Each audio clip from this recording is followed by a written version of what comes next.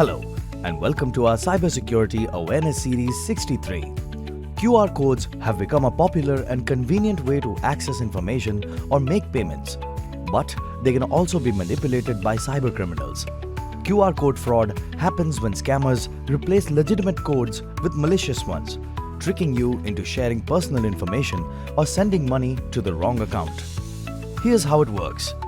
You scan a QR code thinking it will take you to a legitimate website or payment portal, but instead, it redirects you to fake websites designed to steal your information. In some cases, scanning the QR code can automatically make a payment or download malware onto your device. To avoid QR code fraud, be cautious when scanning codes in public places or from unknown sources. Verify the authenticity of the QR code before scanning, especially for payments. Use a trusted QR code scanner app that can detect malicious codes and review the link before proceeding. QR codes are convenient, but cybercriminals can take advantage of them. Always scan carefully to stay safe.